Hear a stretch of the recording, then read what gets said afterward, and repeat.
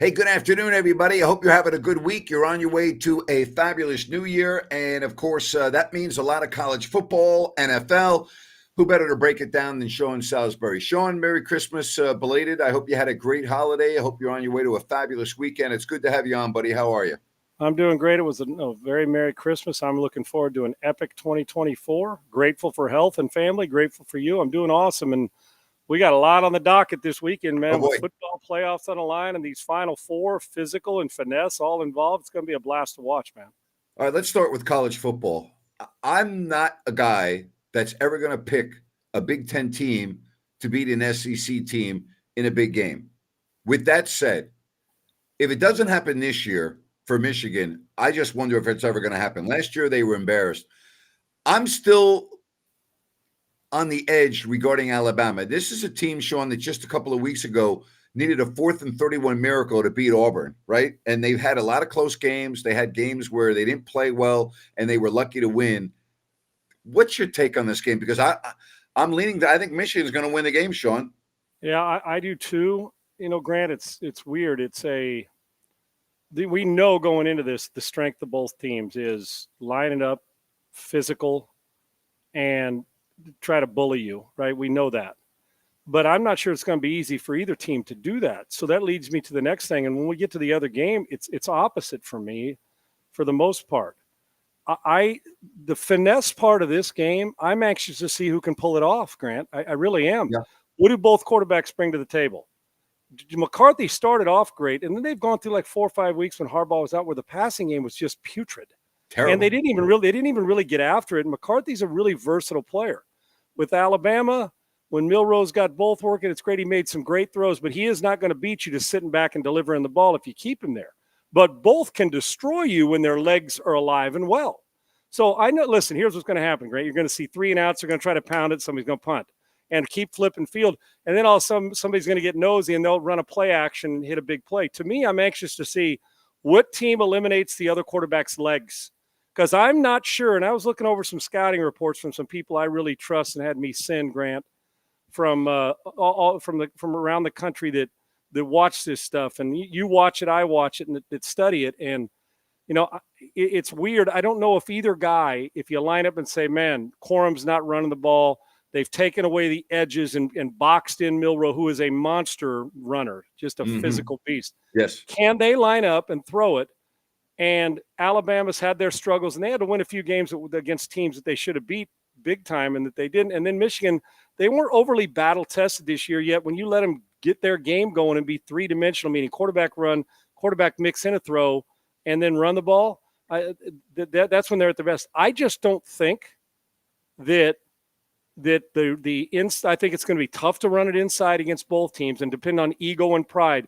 I'm anxious to see which one of these quarterbacks makes me a couple plays. So I know the physical. I got to see finesse from both these teams, and I'm not sure either one of them can keep up finesse-wise with the other two teams. That I damn well know. But it's the physical side I know they got. I figure an ugly game, a close game, and somebody lays it on the ground and gets the short field. I don't think either team's capable of wowing you on the perimeter throwing the football if that's what they have to do. All right. I'm looking at these 4 teams, and if you told me we are going to wake up a week from now or whenever the day after the championship game, and you tell me that Washington won the national championship, Texas won, Bama won, Michigan won, I would say fine. I just think this is such a balanced playoff this year, Sean. Do you see any of these 4 teams? Would you be surprised? Because I wouldn't. Absolutely not. I was talking about on my show and as a guest on another show, Grant, and I was thinking about it when I was taking notes, is like I would have been shocked if Cincinnati a couple years ago would have won the national title. I would have been shocked, even though they had a great confidence and momentum, if TCU would have been able to do what they did and still beat Georgia. I will not be shocked if the 4th team, if Alabama, who's in late, I would not be shocked. Matter of fact, I'll say, well, they played the best football in a 2-game stint.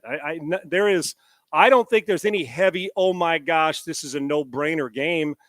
No matter who the 4 matchups, whatever it comes out, not only this Saturday, we know that, or on January 1st on Monday, but after that, who the other 2 teams are, because they've all got some weaknesses. They've all got a lot of strengths, hence why they're here. But no, I won't come out of it and say, I can't believe Washington won it. I cannot believe Michigan won it, because there's reason to believe, when you look at the strengths of each team, there's reason to believe that they can get on a 2-game domination run and win it.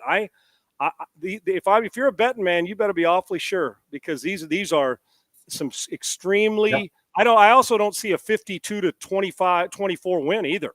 I don't see in the physical game. And we get to the other game. One thing I do know of all this, you cannot in the other game allow Michael Penix to stand clear and get in a perimeter, high scoring matchup game. That's a dangerous cause for anybody. But I think overall on both sides of the ball, perimeter, speed, playmakers, if all teams play their best, I'm not sure that Texas isn't going to be the best, because I love their play caller too. I think their defensive front is filthy. Oh boy, that's the other side, Grant. What I was saying, I hope I didn't lead you into a different category, but I know the finesse at Washington and Texas. Hell, I don't have to even think about that. Both those quarterbacks can rip it. Yes, it's the physical side now, and you get a nasty-ass defensive front by Texas, and you get one of the best offensive lines in the country. So now on that side of it, they'll make throws in space. Who's the physical team that's going to get the 3rd and 1 first down in the red zone? And you know what's ironic about this, Grant? Of the 4 teams, do you realize it goes Alabama, Michigan, Washington, and I think Texas in that order for red zone points? How about that? The percentage. So which tells me one of two things: that they're scoring from a big distance, the Washington and Texas, and they got some physical to them, but their finesse is so good. And on the other side, they're getting in there, pounding it in, playing, a lot of good short yardage red zone football. But the physical teams have been better in the red zone percentage-wise, coming away with points. But the finesse teams, you don't want to get into a shootout. And especially on Monday night, no matter who wins the other game, you better hit the quarterback. If you let those guys, especially at Washington, run in space, you're going to get bamboozled and mollywopped. All right, let's talk NFL. The one thing this year has taught us is don't be surprised at the unexpected. Listen, last week at this time, everyone was talking about San Francisco's the best team in the NFL, blah, blah, blah, blah, blah, blah. And they got their doors blown off by Baltimore, who now takes that, takes the wand, so to speak, as the best team right now in the NFL. Sean, I got to tell you, I'm not surprised that Baltimore won the game. I'm surprised at how they won the game. Agreed. They beat them up, Grant. And I think more than any team in the league, Baltimore is so well-rounded, both sides of the ball. And I love teams that can get into the mud and grind on you and beat you in a low-scoring game. But also, if you really want to get into it, they can outscore you when they get rolling and put up a lot of points because of the high-powered quarterback and playing in space. And interestingly enough, Grant, I don't know if maybe we talked about it, but I was discussing this, and I thought in the offseason, and I said this on my show during the offseason, when they hired Todd Monken from Georgia, and I think you and I discussed it. That's right. I said this is going to be one of the 5 best hires, whether it's a player or a coach signing in the offseason, because of what he'll do for Lamar Jackson. And even though Greg Roman was good, it feels different. It just feels different. I think, listen, they could play again in the Super Bowl, and San Francisco could beat them 31-10. But Baltimore's complete game, and you know what's complete about it? Lamar doesn't have to run for 20 touchdowns and throw for 35. He can throw in around 30 and get a bunch of yards. It's been a very balanced, good attack for them. And defensively, you better have a good supply of body bags. And while Brock Purdy's had a great year, one game does not make a career season. They beat him up. He threw 4 picks. He lost the MVP. The guy who beat him that day is going to win the MVP if he has 2 decent games. But that's the way it goes, man. And we know in this league, 3 or 4 plays and a quarterback turnover or a quarterback protecting the football, and you get a winner. And that's going to hold true in most of the case. And Baltimore, and they are so well coached, as are the 49ers. The Ravens, I think they're clearly the best team in the AFC. The NFC's got a handful of them, and then there's a bunch together in that range after the top teams. And I don't even put right now, Philly's reeling. I think Kansas City's overrated offensively. I think they are right now pedestrian. But Baltimore and the way they put it on San Francisco, you're exactly right. How they beat him up so handily and so easily, it was not a good watch. If you're the 49ers, you got to get rid of that film quick. All right, Rodley wants to know, can Lamar Jackson make all the throws? Okay, well, here's the deal on Lamar Jackson, okay? We've all seen this before. Now it's going to have to be in January for him, and for him, hopefully February. I mean, that's just what we judge quarterbacks by. We don't judge them by how they're in September through December. We judge quarterbacks for the most part. How are they in January and hopefully February? This is now Lamar's time, assuming that he's healthy going into the playoffs. Right. He's got 2 games. This has got to be the year that we don't sit there and question Lamar Jackson. Right. And Grant, when he wins this MVP, now we're talking about 2 MVPs in 5 years. That's right. And we're talking about a guy who seems to be calm and is validating why they spent all that money. And in truth, Grant, while he's got better offensive weapons, he still doesn't have the weapons the 49ers or the Miami Dolphins have. Nope. I'm really impressed with the poise and how he's handled it. And you are exactly right. If Lamar Jackson goes through January and they win this whole thing and he plays really good football, the narrative, although everybody talks about him talented, the narrative's going to shift.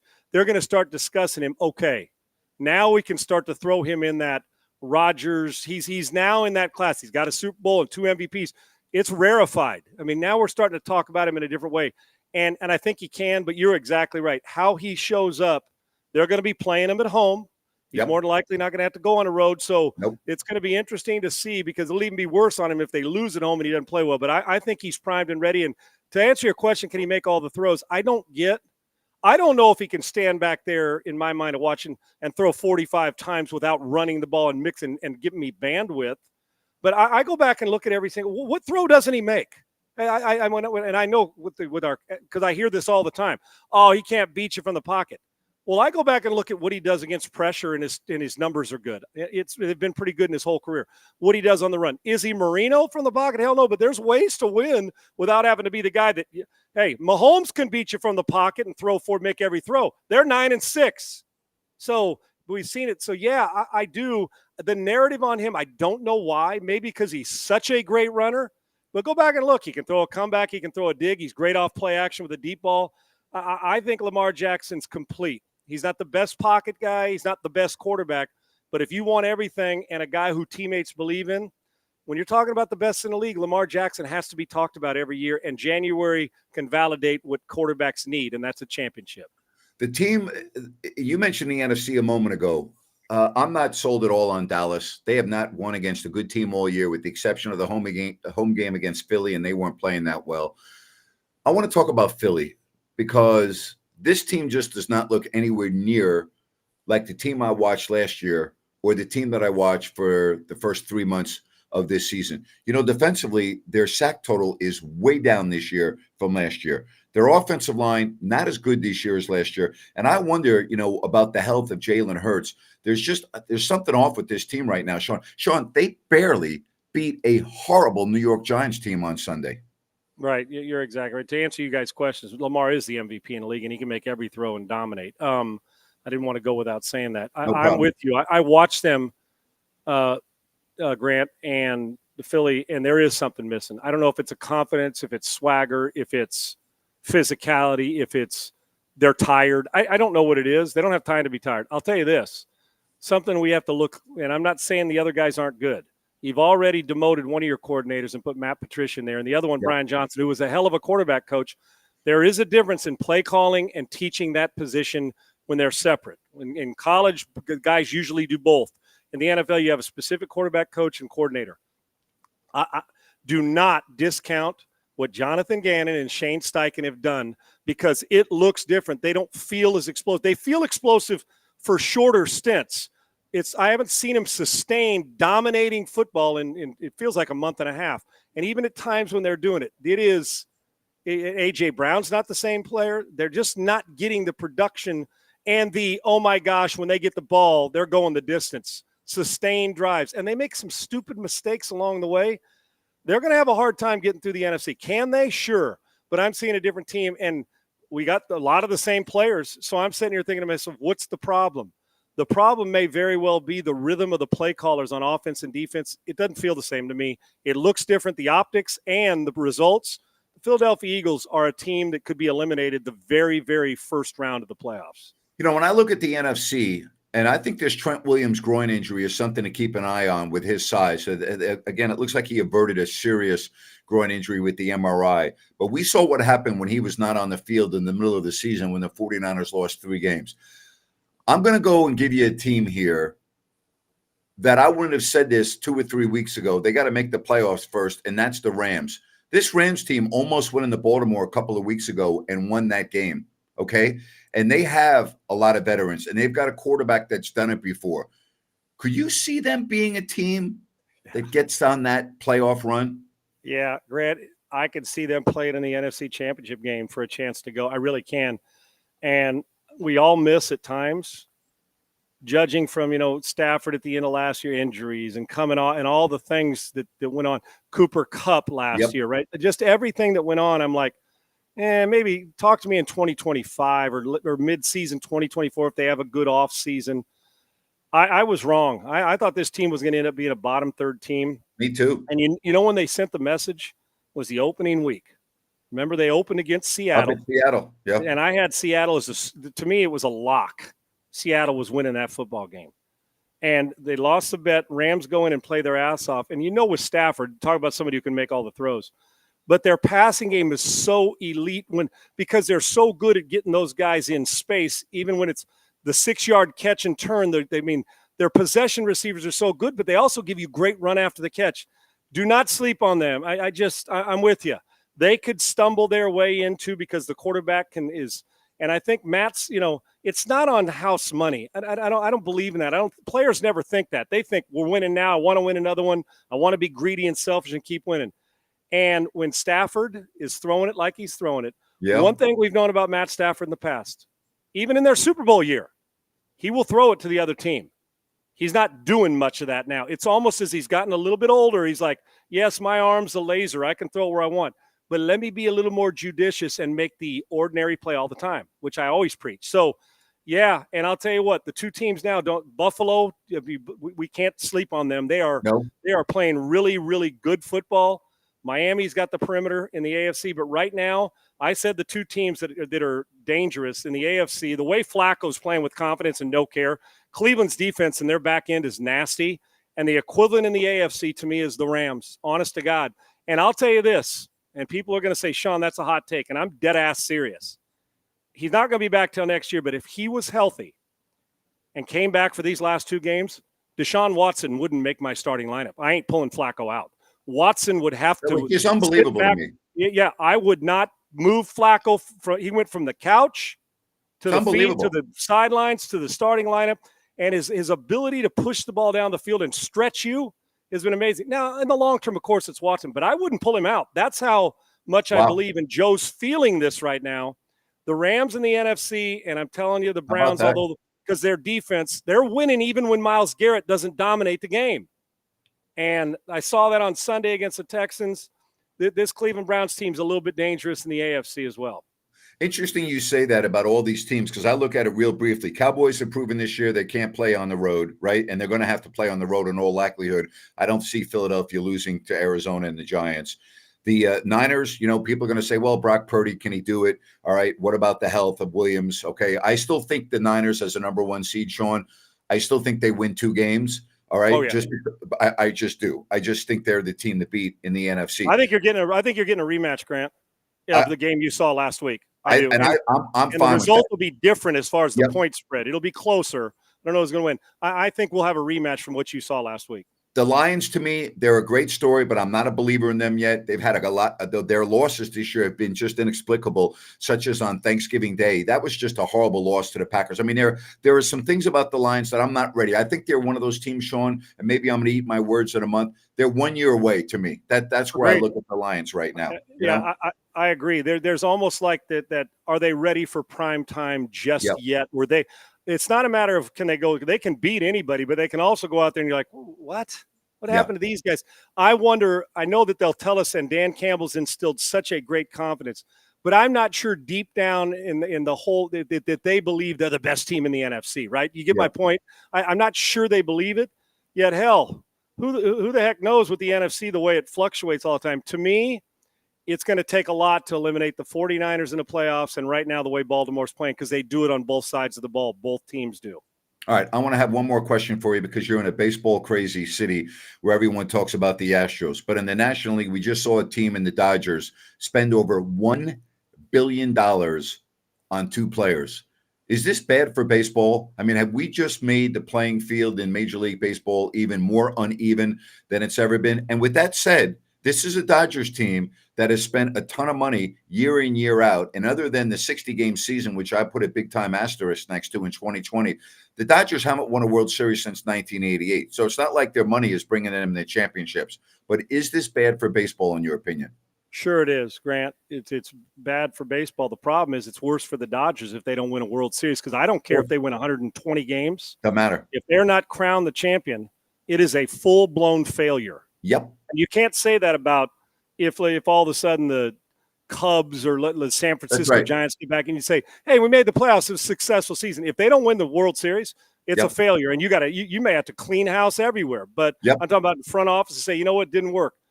It's bad for baseball, but you know what the good thing about it is? We love villains. We love teams that do this so we can love to hate them. We used to hate the Yankees. I mean, maybe we still do. We love teams that do this, and then we root against them and want them to lose so we can say, see, you can't buy a championship. Well, the Rangers spent a ton of money, and it took them a second year with Seager and Simeon. But the big key there, Bruce Bochy. They brought in a guy calm and got clutch pitching from guys like Jordan Montgomery that you didn't expect that kind of clutch late, even with Scherzer reeling and no Jacob deGrom. Hell, what are they going to do next year? Damn, this team's got it. How hungry will they be? But Bochy's good at that. So, yeah, I think it's bad for baseball.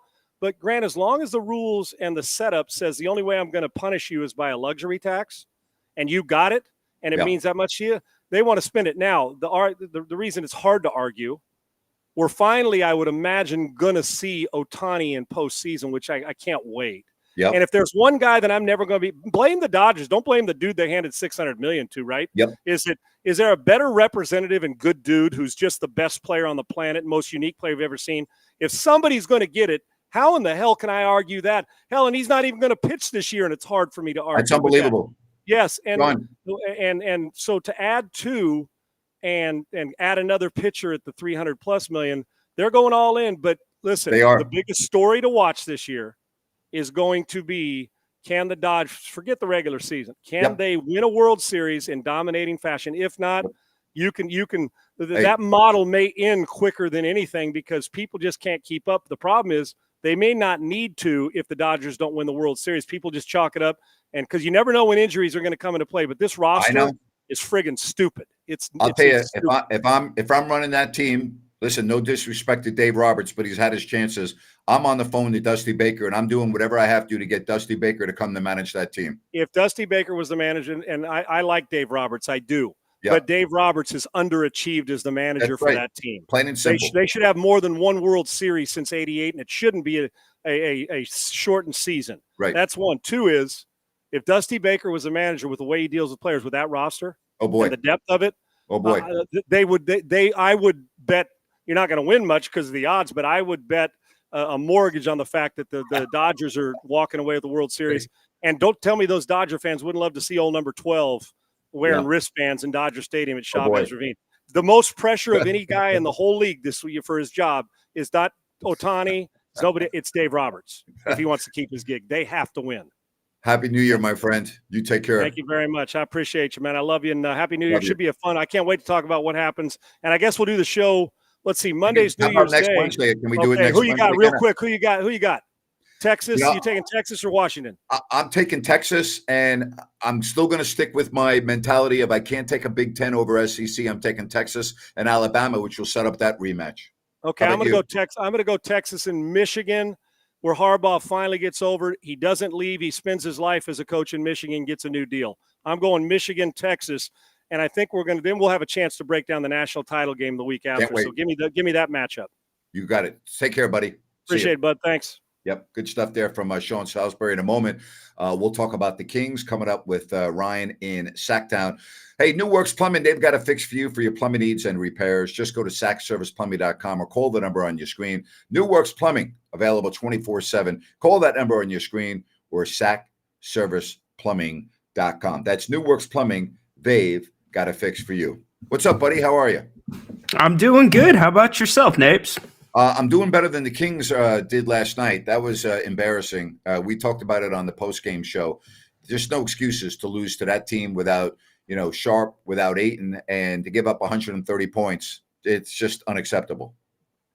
Defense is non-existent, Grant. And as we look at yesterday's game, you have Sabonis, who has his season high in points. You've got Fox, who hits his fourth game in 40-point range this season. Yet you see a performance like that. It goes directly to the way the numbers look. The Kings number 3 in threes made, 28th in the league from the mid-range. So it's all or nothing for this team. They're either blowing teams out, making their threes, or we see games like last night. Yeah, make the flight to Atlanta today. Get ready for, Atlanta, followed by Memphis. And, in the West, you lose a game and you get knocked down 2 spots or 3 spots. I mean, it's crazy, isn't it? Like what every win and every loss does in terms of shifting your position in the conference. I mean, that's how bunched up everyone is.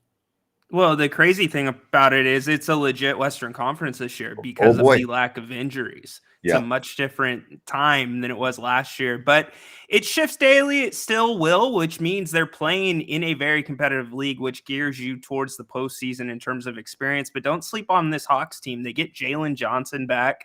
First game back, last game. They still, they lose to Chicago, which we talked about. But Atlanta's a team that's beaten Houston. Yeah. Houston, anybody. So, yeah, it's one of those things where this could be a bad loss for them, but who knows? And as far as the playoffs, you're going to make the playoffs first. And here's the deal. If you're not a top 6 team, it's pretty easy to miss the playoffs now with this playing tournament, at the end of the season. So I'm not even going to start talking about playoffs yet because it's you can have one bad week and that knocks you right out of the place, right out of the position 1 through 6. And then all of a sudden you're like, okay, we got to make this up. And if I'm just, this, because we keep on talking about this and so do the fans watching. If you lose to Aaron Fox for any extended period of time, the Kings aren't going to win many games. No, they're not, Grant. But on the flip side of that argument, the Kings need to be in some close games to gain experience, because what are you playing for? You're playing for the playoffs. You're playing for a championship ultimately. And they're either getting games where it's excellent or they're getting games where it's terrible. So they need that experience to get to where they want to be. Speaking of experience, when it comes to food, Bennett's has got incredible experience. They are great. Their menu, I think you're going to love.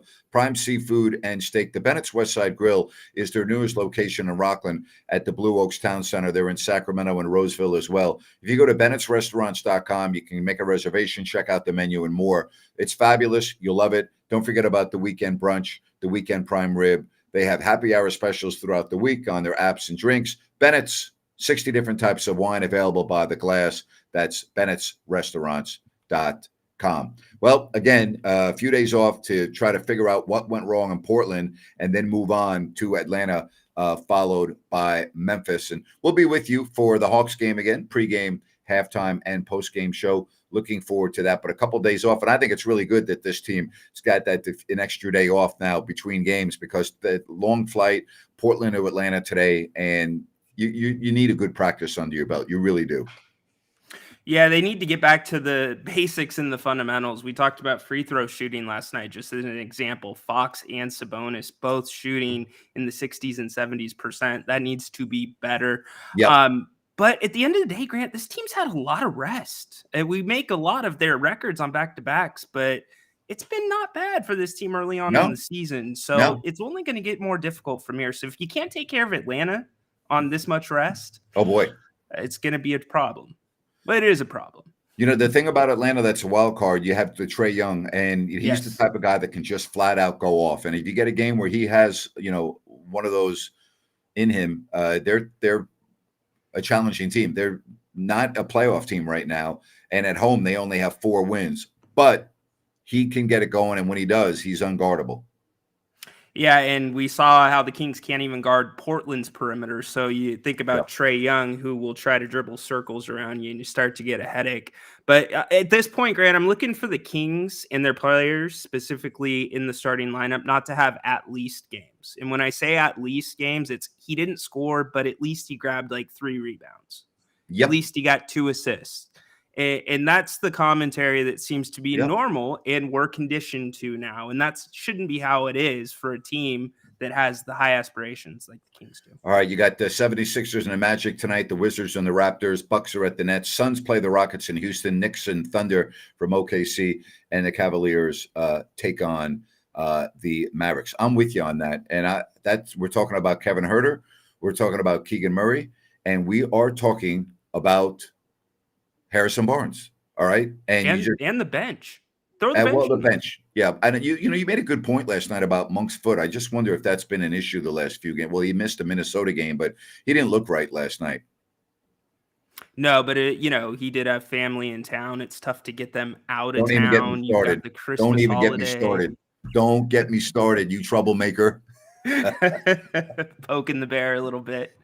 But no, yeah, I think his foot is a little something to keep your eye on because the key to his game is explosion. You think about the highlight dunks of this year. They've mostly been Malik. That's his thing. So that will greatly affect his play. It's a great message right here. Oklahoma City looks like the Kings last season. I agree. Yeah. No doubt. I told you I was on this team before the season began, man. I love Oklahoma City's roster. I love their future. They're going to be a team to reckon with for many years to come. They're not going anywhere. They're not going anywhere at all. If they draft reasonably well, they could have a powerhouse there. They really could. So the Athletic today released the top shooting teams per advanced analytics in the NBA, and guess who's right near the top of that list? Who actually is at the top of the list? Oklahoma City.